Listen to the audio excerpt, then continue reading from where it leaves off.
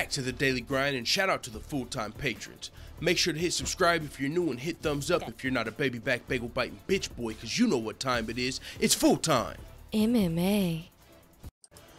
What is going on? It is your boy Big Full Time, and it is time to predict UFC 236 Holloway vs. Poirier 2. It is going down this weekend, April 3rd, and of course we're going to be doing a live fight companion, so make sure you check that out. We're going to be doing it here on YouTube and of course on sportsbooth.tv. Now, with that being said, we're going to break down the main card here. Of course, that entails the main event, Max Holloway versus Dustin Poirier, a rematch for the UFC's interim lightweight title. Winner should be set to square off against Khabib Nurmagomedov. But if you've been keeping up with the UFC, you know these interim titles don't always pan out. But we also have a middleweight interim title fight between Kelvin Gastelum and Israel Adesanya, two of the top middleweight contenders. They will be squaring off against Robert Whittaker once he gets healthy, the current UFC middleweight champion. Then we got 3 more fights on the main card. Eric Anders versus Khalil Roundtree Jr. Alan Jouban versus Beanie Siegel. No, I'm just kidding. This guy's name is not Beanie Siegel. But if you Googled this fight card, let me show you guys something. UFC 236. This guy's name is actually Beanie Siegel on here. More fights. Check this shit out. Beanie Siegel. They got Dwight Grant's name as Beanie Siegel.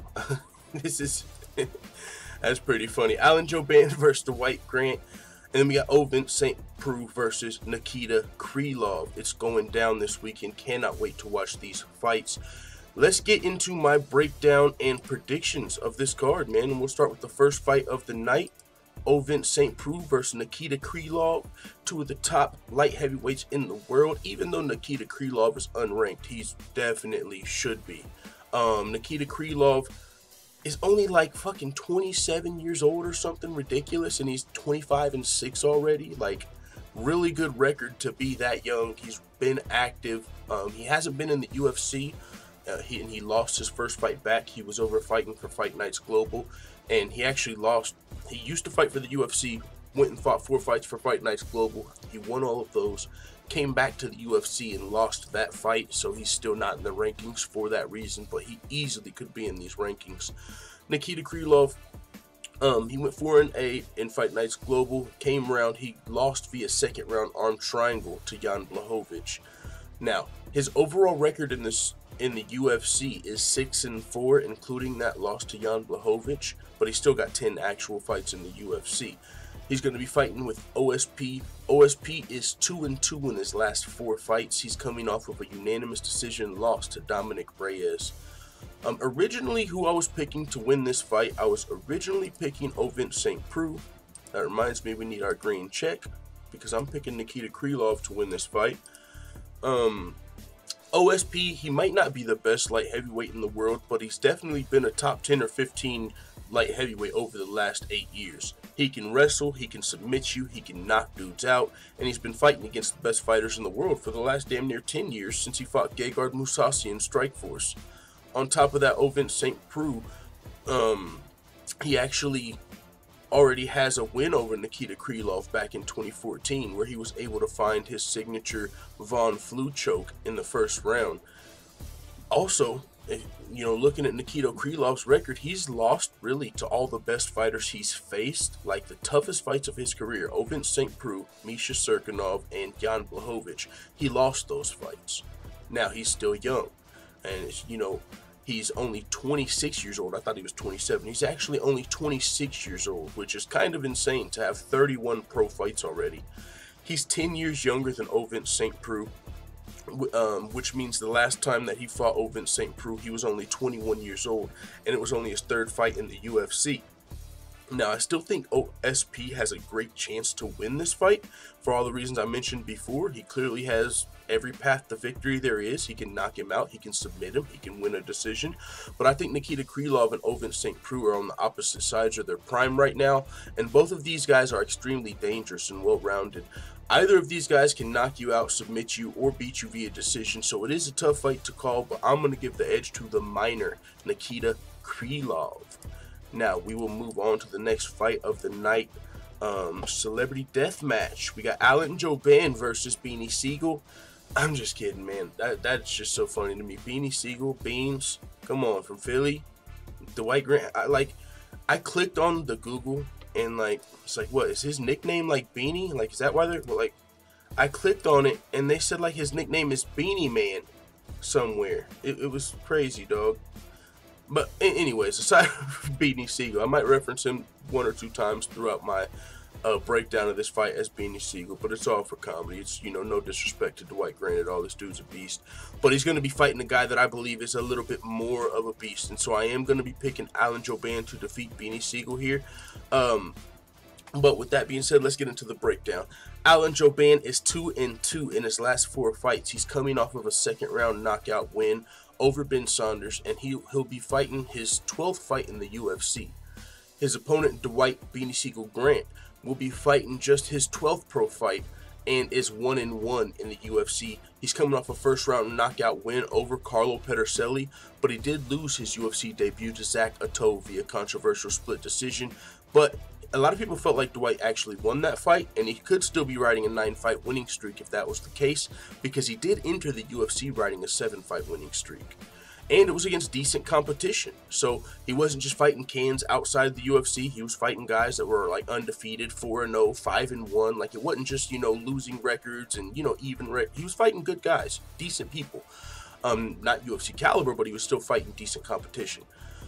Now, I'm picking Alan Jouban to win this fight, but don't sleep on Beanie Siegel. Alan Jouban has had as many fights in the UFC as his opponent had professional fights, and he'll for sure be the toughest fight of Dwight Grant's career thus far. This is actually a close call for me though, because I feel like Jouban is the more experienced and skilled fighter, and I really only see him winning this fight via decision, but that's a very likely outcome.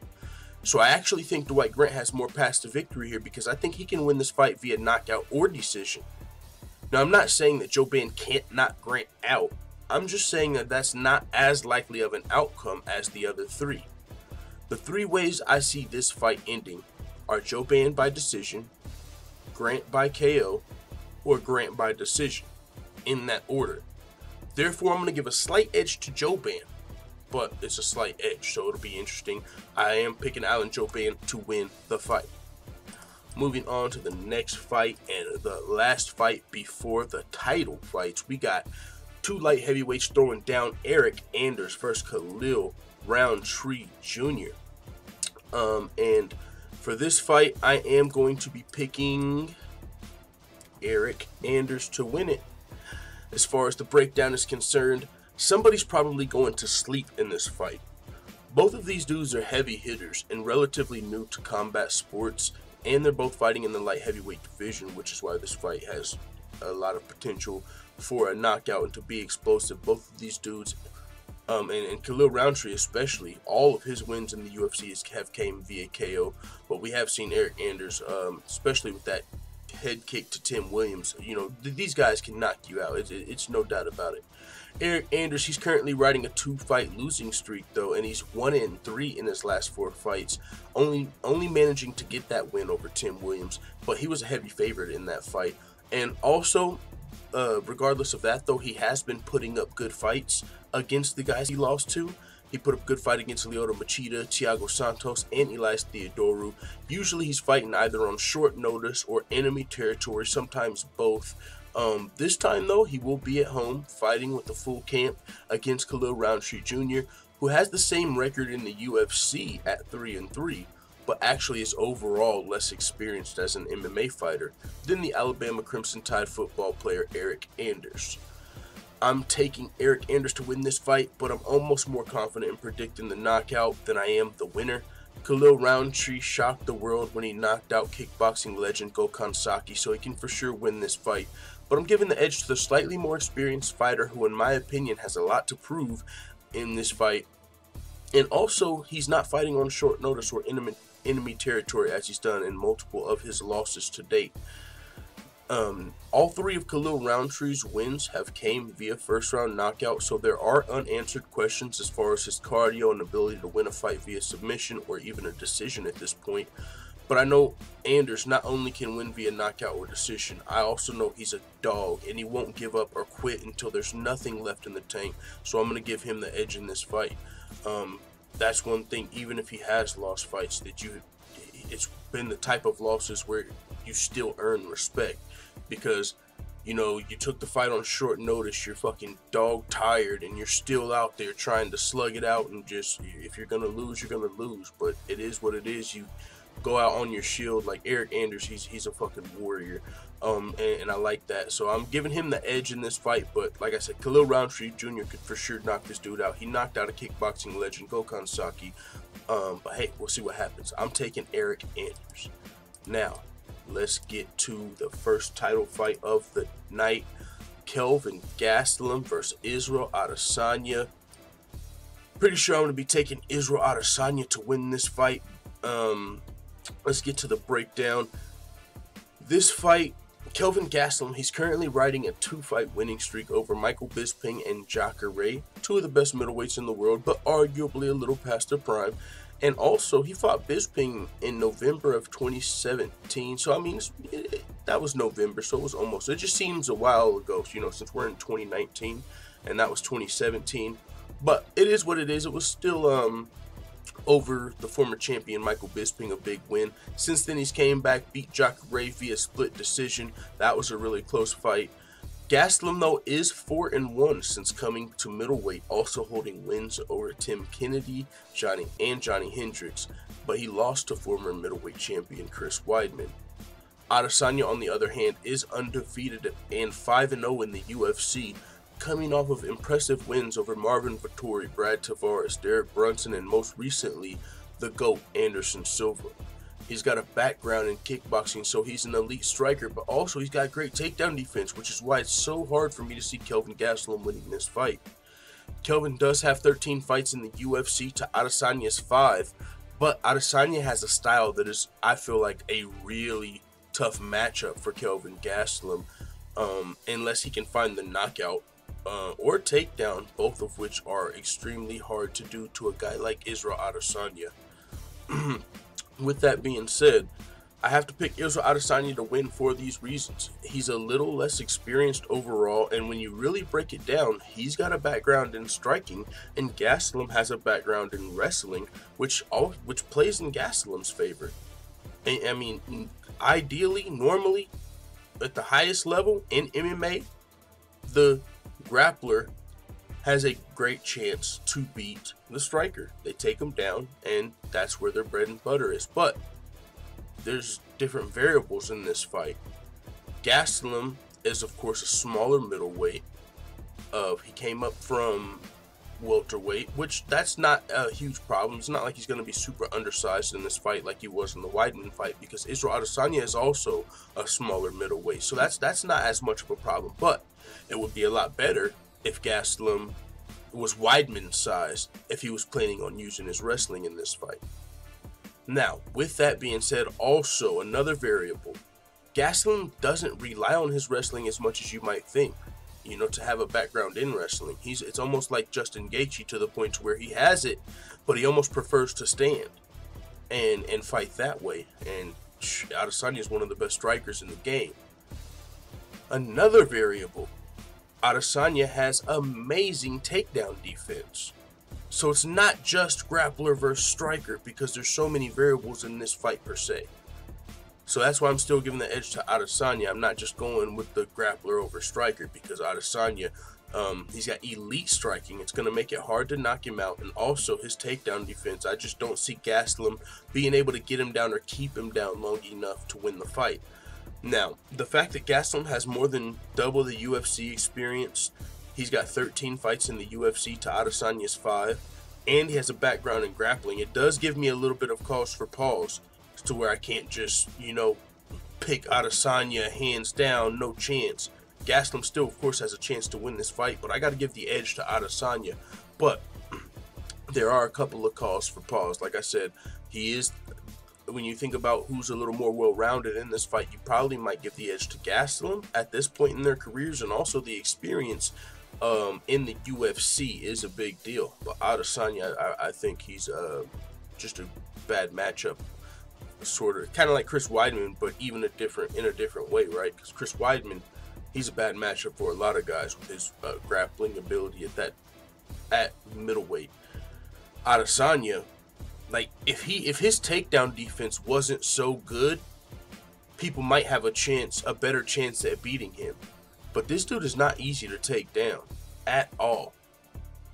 Now, could Weidman maybe do it? Maybe. But it's gonna be. I think it'll be really hard for I mean, Marvin Vettori, he had a background. He could wrestle, and he got him down once, but it wasn't enough to win the fight. You know, so it'll be tough. I can't wait to watch this fight. I'm picking Israel Adesanya, and it is time to break down the main event of the evening between Max Blessed Holloway and the Diamond Dustin Poirier. Yo, this is going to be. Let me look. I think this will be fight of the night for sure, unless it ends in the first round. When I look at this card, this is for sure the fight in my mind that'll probably be fight of the night.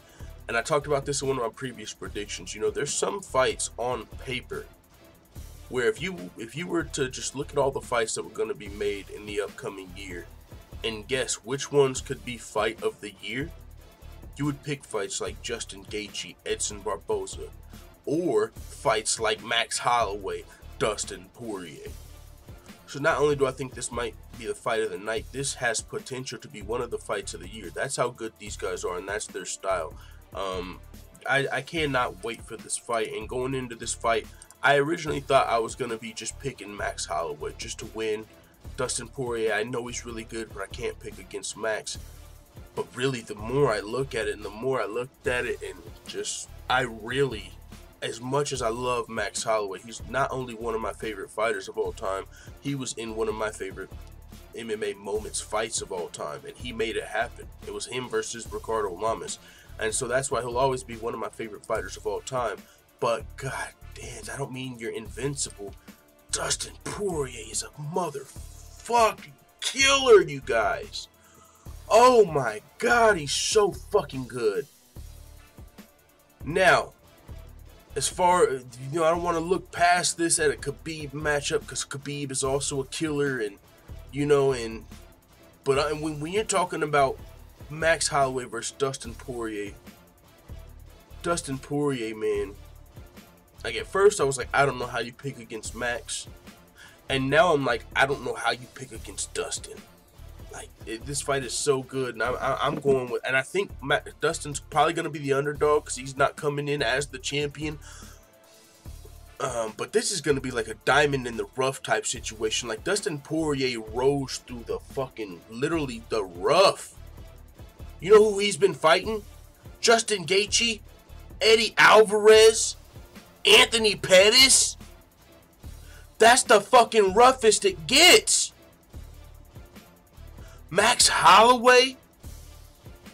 You want to talk about a diamond in the rough? Justin Gaethje, are you fucking kidding me? Did you just see what Anthony Pettis did to Wonder Boy? Eddie Alvarez held the crown as the most violent fighter? Underground King? That is the rough. How fitting is it of a nickname for the diamond to come up through the rough and be here in this spot, in this interim title fight? And it ain't no fluky, I just knocked you out, politics are on my side, I'm pretty, I get a title shot. No, it was rough. It was rough. Whoo, let's get into the breakdown. I'm picking Dustin Poirier. I don't know about you guys, and I love Max Holloway. These are two of the best fighters on the planet. It's that simple. With that being said, I still think Dustin Poirier is extremely underrated coming into this fight. Poirier is 16-4 in the UFC, and he's been fighting in easily the toughest division in the UFC right now, beating the best fighters at the top of it. He's 8-1 in his last 9 fights, currently riding a 4-fight winning streak over Jim Miller, Anthony Pettis, Justin Gaethje, and Eddie Alvarez. I said Pettis, Gaethje, and Alvarez. Let that sink in. In those last 9 fights, he also has wins over Gansey, Medeiros, Joe Duffy, and Bobby Green. You might remember Yancy Medeiros from his Fight of the Year contender with Cowboy Oliveira. So that's another extremely tough fight. Dustin Poirier has been fighting killers for a long time now. He's got KOs or TKOs in 6 of those last 9 wins, and he's outlasted some of the most dangerous, toughest lightweights in the world. He trains at American Top Team, which is easily one of the best fight teams on the planet. This man is a killer. All of that being said, I feel like people are counting him out against Max Holloway. Holloway is the champion for a reason and one of the best featherweights of all time, but this is lightweight.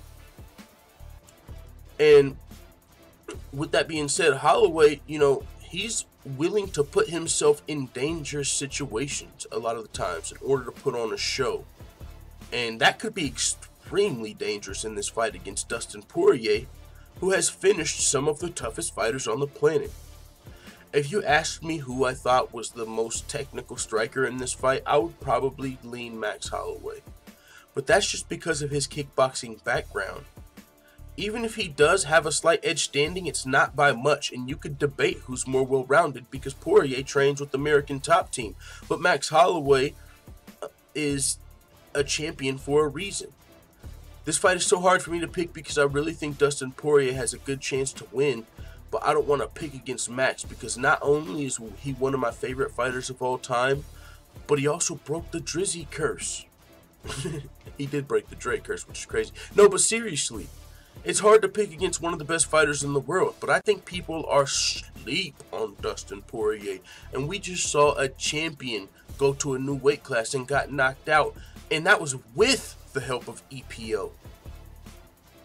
Now that was a little different because TJ was moving down a weight class, but it was still a new weight class. And also, Max has had a few health scares and injuries over the past couple of years, so you never know how any of that is affecting a fighter. I'm going with the upset. I'm taking Dustin Poirier to pick Max Holloway and become the UFC's new interim lightweight champion. This is also a rematch, keep in mind, but I don't put much stock into the first fight. Dustin Poirier did win the first fight, but it was literally Max's first fight in the UFC. And Poirier was still a featherweight back then, so I just don't put much stock into that first fight. I'm just going off of today, and I feel like Dustin Poirier is easily one of the best fighters on the planet, and if it wasn't for politics, he could be the champion. The guys that he's been fighting could be legitimate title defenses. The only difference is the belt's not on Poirier's shoulder because he hasn't got the opportunity, but it easily could be. And if he was the champion and he was fighting Eddie Alvarez, that would be a title fight. If he was the champion and fighting Justin Gaethje, that would be a title fight because those are legitimately the best fighters in the division. But it's been so logjam with Conor McGregor's and Khabib's bullshit, these guys don't get to fight for the title. But these are the best fighting the best. So all of those, I mean, unless you just want a shiny belt to look cool, those are title fights. Maybe not to a casual fan because, oh, what? I didn't see Dana White put the belt on his waist. No, those are the best fighting the best. Those are title fights. Those are title level fights. So Dustin Poirier is just got a great chance to win this fight, and I think people are counting him out. So I'm giving him actually the edge to win this fight. And if Holloway loses, you know, he doesn't lose his belt, keep in mind. It's the interim title at lightweight they're fighting for. But if I don't know. We'll cross that bridge if we get there. Holloway could win this fight, and that would be a little. He would technically be a champ, even though that would definitely be disputed, right? Like, yeah, you're the featherweight and the interim lightweight champion. I guess you're a champ, but I think out of all the champs, that would probably be the least credible. But either way, he'd still have a fight with Khabib lined up, who he's already been in line to fight one time. He offered to step in and fight Khabib on short notice. He was willing to do that at UFC 223. We would have already seen Holloway versus Khabib. The commission stopped him from cutting the weight. And so now he could be back in line for that if he wins this fight. Max blessed Holloway. So we'll see. I cannot wait for the fights this weekend. UFC 236. I'm taking Poirier in the main event, man. It is what it is. Make sure you tune in to the Fight Companion this weekend. It's going to be litty but giddy. It's going to be here on YouTube, but on our second channel. We cannot stream on this channel right now due to BS copyright strikes. YouTube is on that baby back bagel biting bullshit. So we got to stream on our second channel, and more importantly, we'll be streaming on sportsbooth.tv, which is a super cool new platform made for live streaming and fight companions for sporting events like this. And it's really cool. The link is in the description. Check it out. Give me a follow. We're going to be live this weekend for the fights. I got to head to work. It is what it is. Let the full-time family know what you think in the comments. I'm out. This is #1 bullshit.